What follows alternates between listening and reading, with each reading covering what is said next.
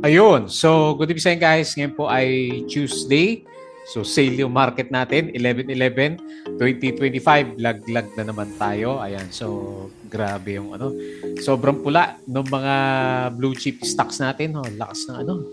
Nag-drop pa rin natin. Pero bakit meron tayong 701.78 million net foreign buy? Hopefully, ano na to, capitulation candle. Pero wala pa rin kasi yung ano, Dow G. Although, siyempre, nag-expect tayo ng technical bounce sa market natin kasi RSI 23% na lang yata yung ating galawan. Pero yun nga, ang sabi nila, kaya naguhukay si PSC natin dahil sa yun, yung value ng peso, di ba, bumabagsak. So tumataas yung palitan ng USD versus ng Philippine peso kasi may na yung peso natin. So naapektuhan yung ano mga stocks natin dito plus yung ongoing na investigation nga sa corruption. Pero nakikita ko na isa pang siguro negative dito is yung kay Bato de la Rosa, di ba? Kasi malapit na yata siyang ewan ko kung aarestowin siya ng government natin kasi na-issue na yata yung ano niya, yung tinatawag natin na parang arrest warrant sa ICC, di ba? So, tingnan natin kung anong kahinatnan niyan. Pero sa pakiramdam ko lang, ito pakiramdam ko lang. Although nag-drop tayo, 1.29%, 5.6 na. So, sobrang baba yung index. Medyo overdue na yata sa anong correction si PSC. Kasi nag-break na siya doon sa ano doon sa downtrend natin. Lalo pa siyang bumagsak. So, marami na ba napakat sa atin dito sa galawan ng market natin? Ayan. So, mapapakat ka na yata talaga dito kasi sobrang lalim ng mga alaga natin. Although, lumalabas yung earnings ng ibang stocks, okay naman. Ayan. So, public sentiment talaga with regards sa corruption sa Philippine markets. Okay. So, sa global markets natin, US market, malakas sila kagabi. Grabe lakas ng galawan doon. So, ngayon medyo mix yung futures. Tapos sa European stocks, okay din siya. Tapos dito sa galawan sa Asian markets, medyo mix siya pero mas marami yung berde. And then doon sa crypto natin, nagpo-pullback siya ng konti kasi nag-bounce nga kahapon. Tignan ko yung price ng gold, umakyat naman pero konti lang sa mga gold stocks natin yung gumalaw. Okay, so silipin natin yan. May nilabas ng summary siya Philippine Stock Exchange natin. Okay, so silipin na lang natin kung ano yung mga galawan. Ito yung ating mga trending stocks. Finally, nag-bounce si Birit natin. So 8.33%. Meron siyang 365K net foreign buy. So masyado na yata daw kasi mababa yung price action niya. And then si Plus natin, umarangkada, no? Kahit na ang sabi is bumaba yung earnings niya ng 50%. Pero malaki pa rin yung earnings niya kasi nasa billion pesos pa rin naman. Ayan, siya yung umarangkada sa mga blue chips kahit na majority is bumabagsak. So 7.65% up and meron siyang 41.4 million net foreign buy. Tapos si BLL nag-bounce din 5.75% minus 940K net foreign sell, OGP. Hindi masyadong umakyat nga yung majority ng mga mining stocks. So nag-up siya ng 2.76%, 13.45 million net foreign sell. And then silipin natin si dito kasi nag-drop din siya. Isa sa mga biggest loser natin for today, minus 8.54%. At saka si URC, minus 6.64%. Nakabawi pala si AGI, no? Drop din siya ng 8% yata kanina. So meron siyang 28.48 million net foreign sell. Okay, so sale na sale yung 11 yung stocks natin. Ayan. So disclaimer pa rin guys sa mga bago sa channel natin, as usual, yung ating review is for education purposes lamang po yan. So wag mong gagamitin to as a reason para mag-buy, sell, or hold ng stocks. Lalo na ngayon, di ba? So sobrang risky ng market natin. And then follow mo na lang po ako dito sa ating Palawi Trader na YouTube channel. Medyo matamlay din yung mga reviews natin. Subscribe ka lang para updated ka sa reviews pero reality ng trader, di ba? And then join ka lang dito sa trading group kung gusto mo ng guide dito sa market natin. So yung mga nakasubscribe, check na lang po yung uploaded videos. So medyo late na naman itong upload natin na to. Company reviews, si Maynilad, hindi naman siya masyadong nag-drop, di ba? So less than 1% yung drop. Profit or loss, mga sample trades sa market, basic indicators, technical analysis, fundamentals, yung mga risk management, and then PSC stock market. studies naman natin. And then follow mo din po ako dito sa ating Palabi Trader. Crypto ko to para sa mga cryptos, play to earn games na reviews natin. Sa social media, Facebook account na Palabi Trader para updated ka sa mga posts natin or dito sa Facebook page. Ayan. Tapos sa Bodega Peak, yung mga articles natin sa local market. And finally, nahanap ko yung summary ni Philippine Stock Exchange natin. Asan na? Hindi siya nag-refresh. Refresh lang natin. Kasi nakita ko yung summary. Ang pinaka-tinamaan sa index natin ngayon is yung ating finance sector at saka property. Ayan. So, ito na yung summary natin. Okay. So, based dito, negative 1.29%. Hopefully, good sign tong 701 million net foreign buy kasi sa pre-close pumasok yung karamihan sa kanila. So, ang pinaka-up lang natin dito, si services, 1.23%. Ang tinaman nga si finance, minus 3%. Sinang BDO to eh. Lakas ng drop at saka properties pa rin natin. Pinakamahina pa rin yung properties natin. Okay, saklap ng mga index stocks, talaga malakas yung drop. May mga balita dito, Apex Mining up by 78%. Global Free Nickel up po. Laki ng earnings nyo. Up by 203.7%. Alas stress. Ito yung galawan ng mga blue chips. Okay. So medyo nag-breakout pala si PL dito. PLDT. So 4.65%. Si Plus 7.65. San Miguel 2.88. LTG 2.13 and sino pa? ICT 0.75%. So marami sa mga blue chips natin, laglag na naman.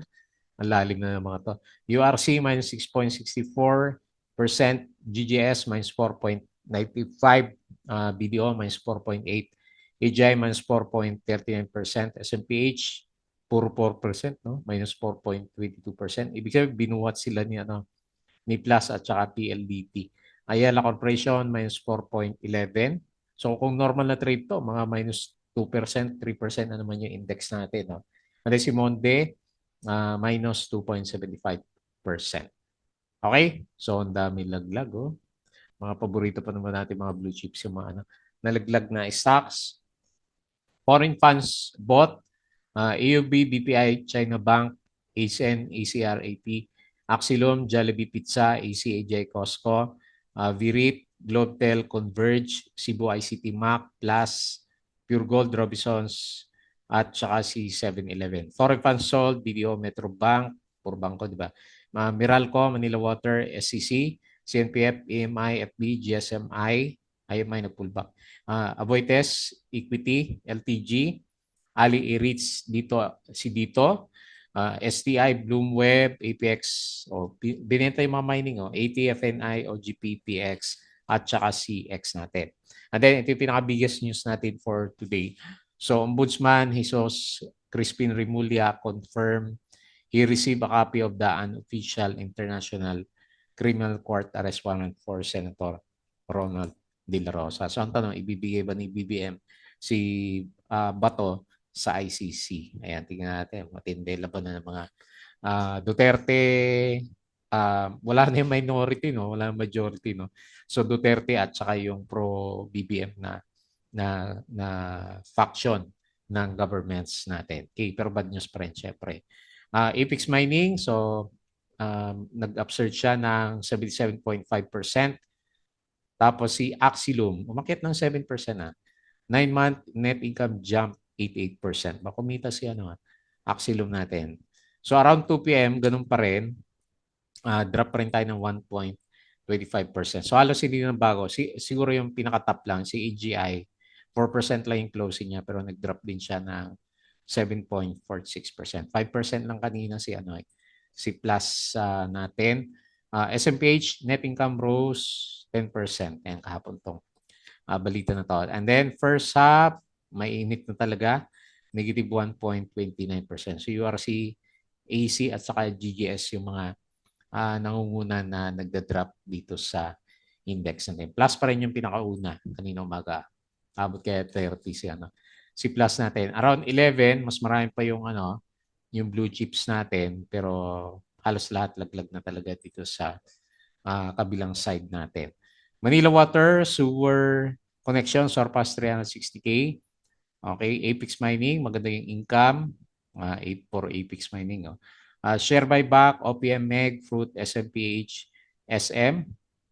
Okay, global markets, US 10-year yield rose slightly 4.12% si gold. Ito nag-up siya 2.75%.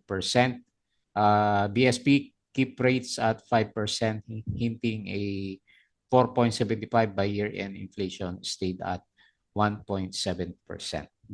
Dapat binababa ito para umakyat yung yung sentiment sa market, ba? Kasi kung mataas yung lending. So mas maraming babayaran yung mga companies natin. Okay? Ewan ko. Hindi nila binababa di ba? So Pure Gold, 9-month profit rises to 7.3 billion. SCC, 9-month profit is drop ng 37%. Plus 10 billion profit. Bloom, 1.9 billion. Mas malaki pa profit ni di ba, ni Plus na digital asset lang kumpara kay Bloom na meron siyang hotel and casino, di ba? Pure Gold plus 5.6%. So PSE drop. Ali, may na din yung third quarter pala niya, minus 11%.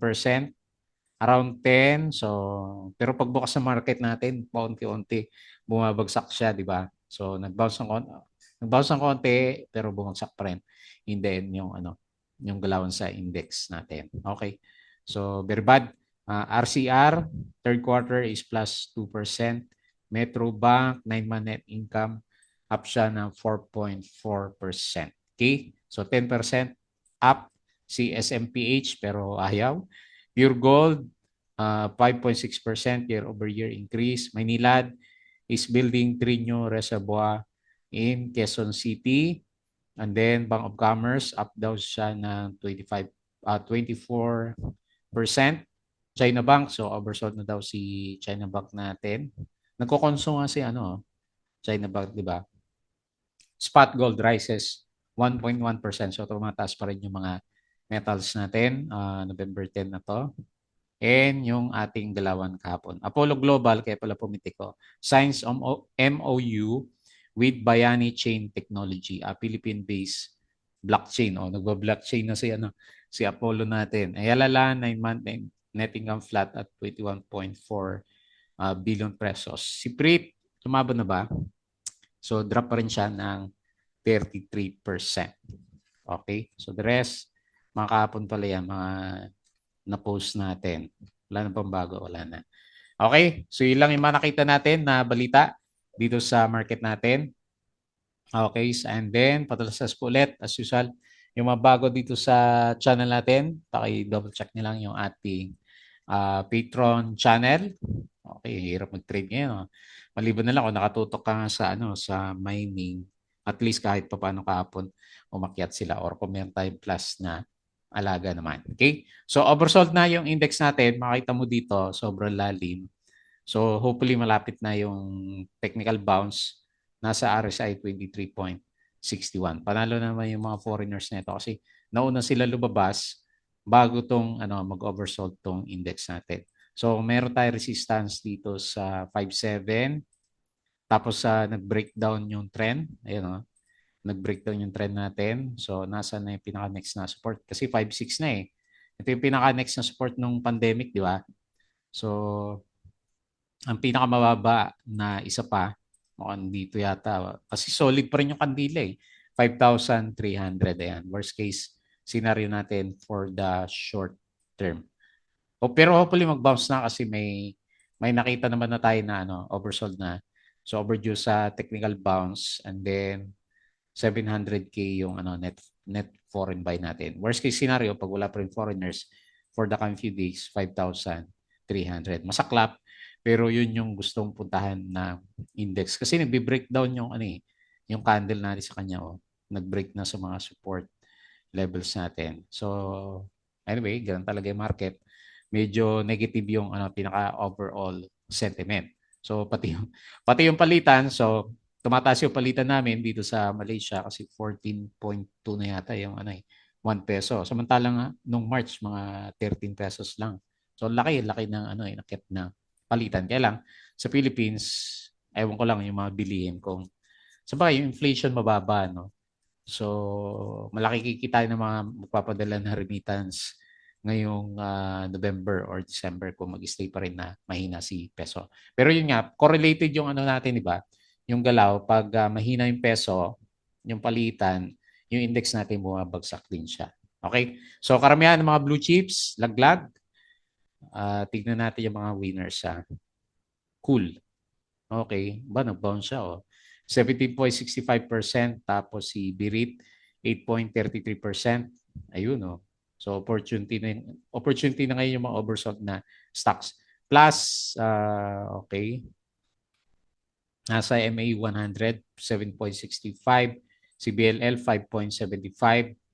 Si BLL kailan kayo magbabounce to ng ano. Maganda-ganda. PhilWeb, 4.21%. Tapos si FNI up na 4.17. Ionix 3.13%. Ba nagbi-breakout na si ano Ionix natin. Si OGP 2.76. Ito medyo halos maka-recover na. And then lastly si LTG 2.13%. Okay? So sa mga losers natin, si dito yung nanguna. Kaya nilagay natin, sukat-sukatin natin mamaya. Minus 8.54%. URC minus 6, breakdown din, no? Minus 6.64. Si Apollo minus 5.68. DGS minus 4.95. So halos oversold na lahat ng ano blue chip. Si BDO minus 4.8. Nickel minus 4.67. Ba't kaya nag-drop to? AGI minus 4.39. Parang babalik siya ulit dito sa 6 pesos. SMPH minus 4.22. Ayan, grabe na rin. RSI 22. Macro Asia minus 4.11. MRC minus 3.96%. Okay, Megawide minus 3. Halos pa breakdown na rin. Minus 3.5%. Lipanto, nag-drop yung mga mining natin. Minus 3.02%. Okay? So, yun po yung mga galawan sa market natin. Very unfortunate. Kawawa ang Pilipinas. Kawawa na ang Pilipinas sa bagyo. At saka lindol, bagsak pa yung investment. Mga investment natin dito sa PSE market.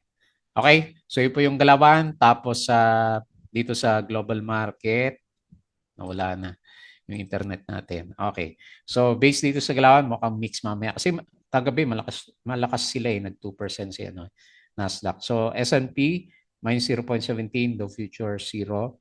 And then, Nasdaq, minus 0.33%. So, okay din yung galaw ng European stocks. Okay. Tapos dito sa Asia, mix. Pero karamihan is verde yung galaw nila. So dito naman sa crypto, may konting pullback. Ayan. May nakita tayo na mapupula. Pero si Bitcoin steady lang sa 105. Ethereum 3.58K. Si XRP 2.4. Binawi din niya yung spike niya nung kahapon. BNB 982. Solana 164. And then si Dodge is 0.1780. Ayan. Panalo pa rin ito kasi pinakamababa nung nakita natin si Dodge 0.16. Okay? So yun po yung galawan. So very quick review ulit dito sa mga trending stocks.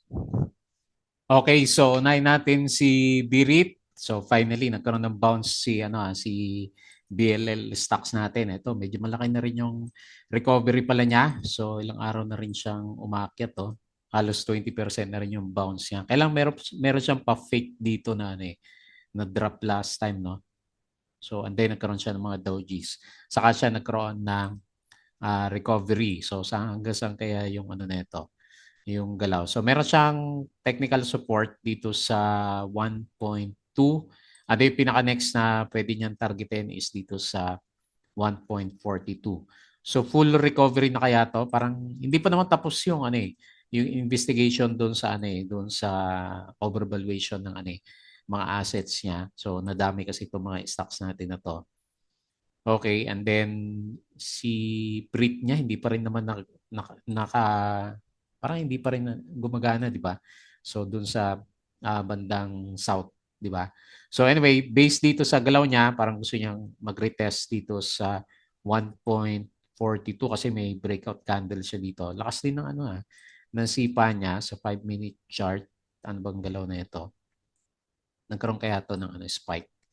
So dahan-dahan din yung yung galaw ng price. So medyo pinump ng konti talaga si Birit. So nag-close siya 1.3 and then nag-close siya ng 8.33%. Meron siyang 365k net foreign buy. Biglang bumalik sa bullish side si Birit. Kailan kung sustainable, medyo questionable sa status ng market natin. Pero okay na rin. Malaki na rin yung binalik ni Birit natin. And then medyo parabolic yung itsura ng MACD formation natin. Okay, so at least may gumalaw naman sa mga stocks natin.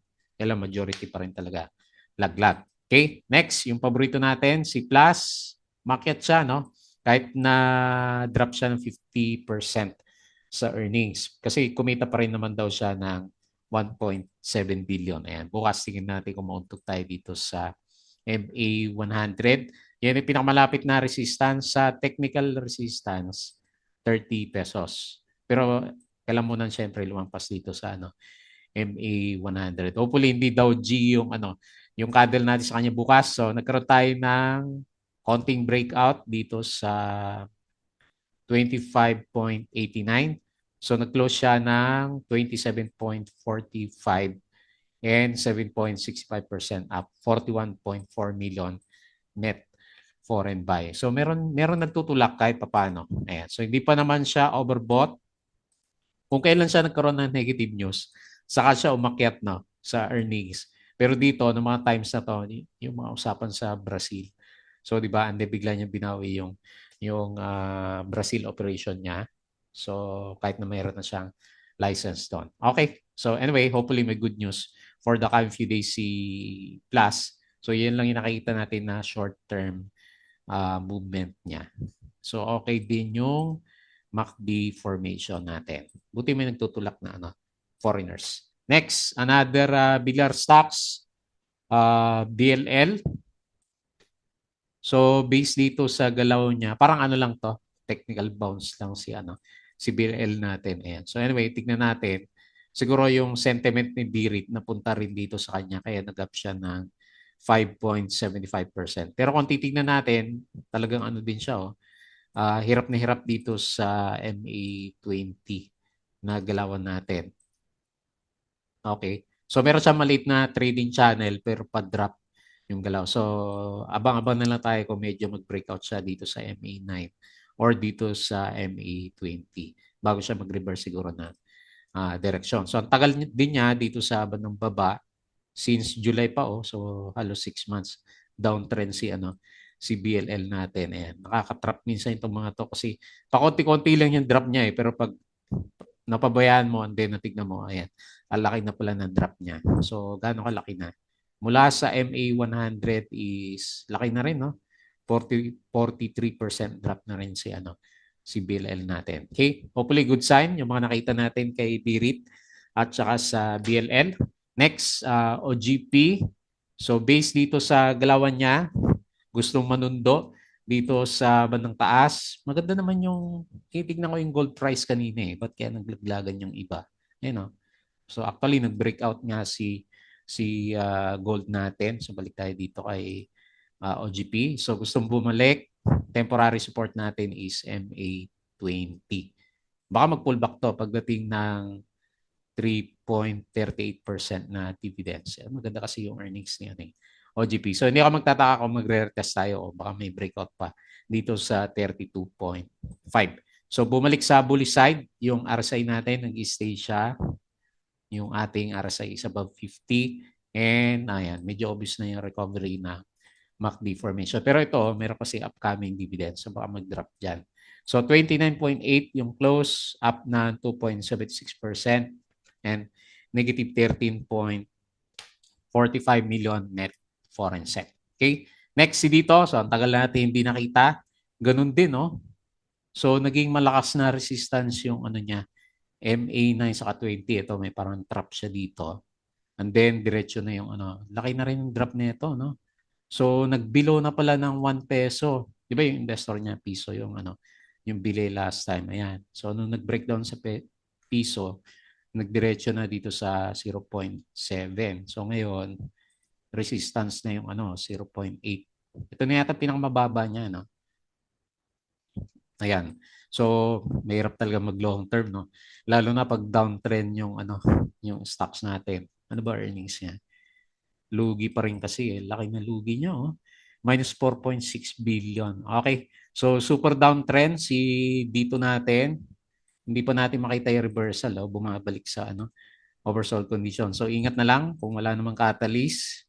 So, baka mahirap kahit na sobrang mura minsan nahihirapan bumalik yung stocks eh. So, na-close 0.75, minus 8.54% and minus 3 million net foreign sell. Okay? And then lastly, CURC representative sa blue chip. So, laglag yung galaw natin. Nag-breakdown din siya, no? So, ang pinaka-next support malalim pa. So, hopefully, hindi na siya umabot ng 60 pesos. So, base earnings, okay naman siya. So, sentiment ang market talaga yung nagdadrag ng mga price action natin sa mga blue chips. Okay? So, yung RSI natin bumalik sa bearish condition. So, ingat muna tayo sa mga sa mga breakdown ng mga blue chips natin. Nag-close siya 66.1, drop 6.64%, minus 26.48 million net foreign sell. Okay? So, very bad pa rin yung market natin. May konting, ewan ko kung optimism to, no? Kasi meron siyang 700 million na net foreign buy. Pero yung pinapakita ng index kasi, ang pinaka-next na support, malalim siya eh, 5.3. So, pero kumbaga, historically, nagbabounce naman tayo sa oversold. Kaya lang, hanggang saan kaya pinakamababa natin kasi negative sentiment yung siguro dito RSI 20, no? Bago natin makita na mag-bounce CPSE. Kasi pagdating dyan, parang sobrang oversold naman na. And then, majority naman ng stocks natin dyan sa mga big caps, okay naman yung earnings ng iba, diba? Sina SMPH. So, ayaw lang talaga mag-invest ng mga foreigners dito sa market natin. Ayan, so ako watch mode lang ako hanggang hindi natin nakikita yung reversal ng direction ng index po natin. Okay? So ingat muna tayo. As usual, bago tayo mag-close, please don't forget to subscribe dito sa ating Palaboy Trader na YouTube channel. Join ka lang sa group guys kung gusto mo ng guide. Crypto ko to. Follow mo na lang po Facebook account, Facebook page, Bodega Peak, Twitter, and then yung ating Patreon channel sa magsunod guide. Sali lang po kayo. Okay? So yun lang. Maraming salamat. Kita ulit tayo bukas.